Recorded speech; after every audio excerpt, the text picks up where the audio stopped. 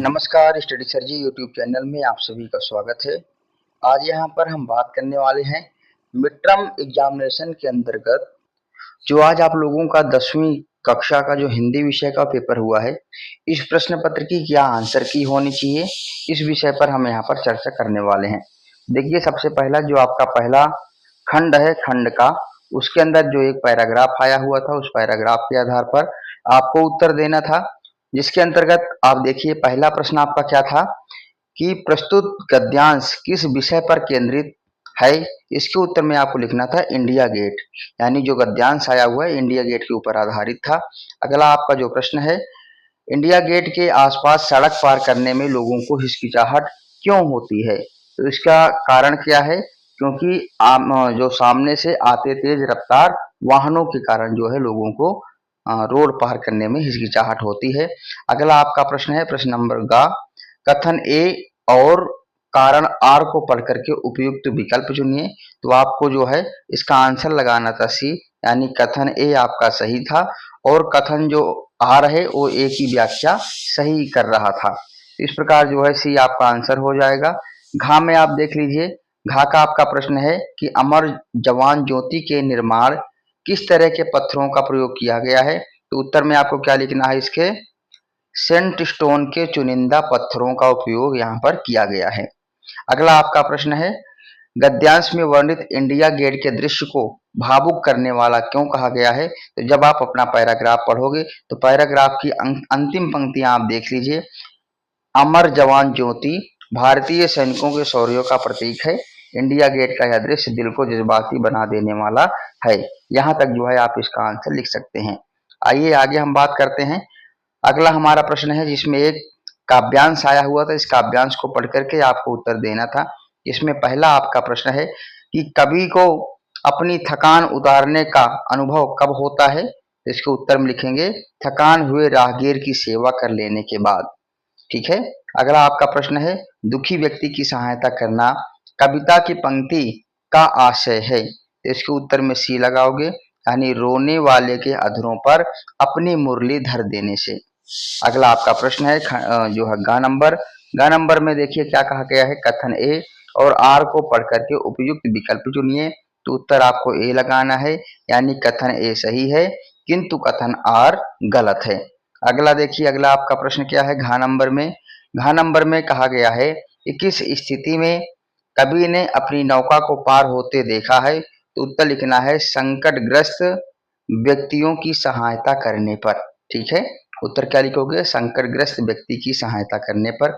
अगला आपका प्रश्न क्या है, प्रस्तुत कविता मनुष्य के भीतर किस प्रकार के गुणों का समावेश करने का संदेश देती है। तो उत्तर क्या लिखोगे, सेवा एवं परोपकार की भावना समावेश करने का संदेश देती है। ठीक है, आइए खंड खा की ओर बढ़ते हैं जो कि व्याकरण के आधार पर था। प्रश्न नंबर 3 है जिसमें आपको बताना है वाक्य के भेद के आधार पर उत्तर देना था। सबसे पहला का नंबर देख लीजिए, का नंबर में क्या कहा गया है कि आत्मकथ्य जयशंकर प्रसाद द्वारा रचित है, रचना के अनुसार वाक्य भेद बताइए। इसके उत्तर में आपको क्या लिखना है, ये आपका सरल वाक्य है। अगला आपका प्रश्न है, हलदार साहब को उधर से गुजरने पर मूर्ति में अंतर दिखाई दिया, मिश्र रूप में इसको बदलना था। तो क्या लिख सकते हैं आप, जब हलदार साहब उधर से गुजरे तब उन्हें मूर्ति में अंतर दिखाई दिया। ठीक है, जब और तब इन शब्दों का आप यहाँ पर प्रयोग करेंगे। अगला आपका प्रश्न है, मन उदास हो गया और भीतर कुछ पिछलने लगा। इसके उत्तर में आपको लिखना है संयुक्त वाक्य है। क्या है, संयुक्त वाक्य। अगला आपको बताना संयुक्त वाक्य में इसको बदलना था, तो आप उत्तर लिखोगे जीप आगे बढ़ती है और हिमालय विशाल हो जाता है। ठीक है, देखिए ऊपर ही दिया हुआ था, संयुक्त वाक्य बनाने के लिए हमें और शब्द का प्रयोग करना होता है। इस प्रकार जो है आप इसका आंसर दे सकते थे। अगला हमारा कहा जा चुका है कि मूर्ति संगमरमर की थी।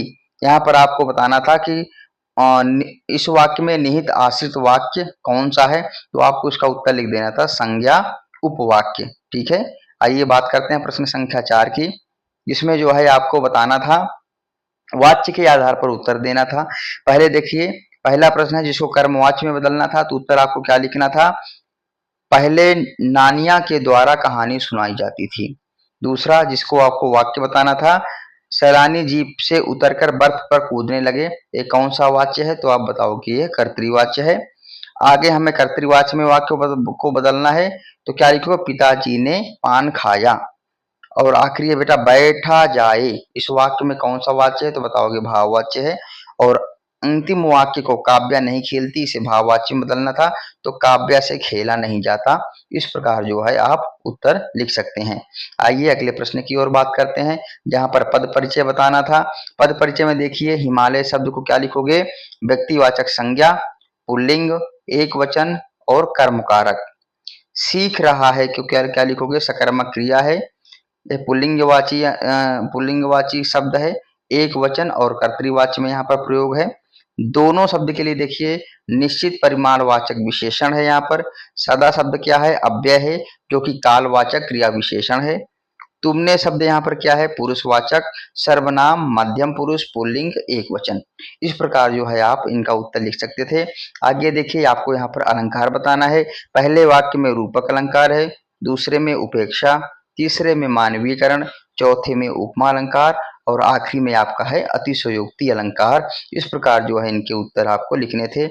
आइए बात करते हैं खंड गा की, जो कि पाठ्य पूरक के आधार पर प्रश्नोत्तर है। यहाँ पर एक पैराग्राफ दिया गया है, उसके उत्तर आपको लिखना है।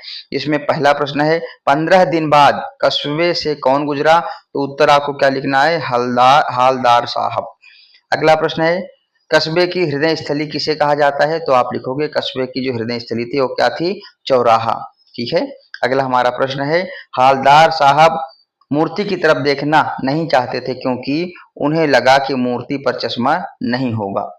अगला हमारा प्रश्न देख लीजिए हालदार साहब किस आदत से मजबूर थे? तो इसके उत्तर में आप लिखोगे मूर्ति को देखने की आदत से क्या थे वो? मजबूर थे। अगला हमारा प्रश्न है उपयुक्त गद्यांश का केंद्रीय भाव क्या है? तो उत्तर लिखोगे स्वतंत्रता सेनानियों का सम्मान। आइए बात करते हैं प्रश्न नंबर 8 की, जिसका उत्तर आपको स्वयं लिखना था। आशा करता हूं सारे बच्चों ने इसका उत्तर लिख दिया होगा। प्रश्न नंबर 9 की बात करते हैं, जो कि यहाँ पर एक काव्यांश आया हुआ पद्यांश, जिसको पढ़ करके आपको क्या करना था? उत्तर देना था।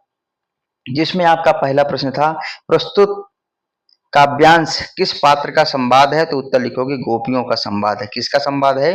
गोपियों का संवाद है। अगला हमारा प्रश्न है गोपियों को लगता है कि कृष्ण की बुद्धि बढ़ गई है क्योंकि उन्होंने योग का संदेश भेजा है। ठीक है। अगला देखिए गा नंबर पहले के तुम होते क्योंकि वे दूसरों के हित के लिए दौड़े चले आते थे। तो उत्तर क्या लिखोगे? यहाँ पर भले। क्या लिखोगे? भले। आगे देखिए कृष्ण के चलते समय गोपियों की कौन सी वस्तु चुरा ली गई? तो उत्तर लिखोगे आप मन। यानी गोपियों को क्या चुरा लिया गया? मन चुरा लिया गया। और आखिरी है बेटा आपका उपयुक्त गद्यांश के अनुसार राजा का धर्म क्या है? तो आप बताओगे राजा का धर्म क्या है? अपने प्रजा को कष्ट ना पहुंचने दे। ठीक है। इस प्रकार जो है आप इसका उत्तर लिख सकते थे। अगले प्रश्न को आपको क्या करना है? स्वयं से लिखना था। आशा करता हूं इन प्रश्नों का उत्तर सारे विद्यार्थियों ने बहुत सुंदर तरीके से दे दिया होगा। तो इस तरीके से इस प्रश्न पत्र के आंसर की हमने चर्चा कर ली। आशा करता हूँ ये वीडियो आप सबके लिए मददगार साबित होने वाली है। यदि अभी तक आपने हमारे चैनल को सब्सक्राइब नहीं किया है तो कृपया चैनल को सब्सक्राइब करें। वीडियो देखने के लिए बहुत बहुत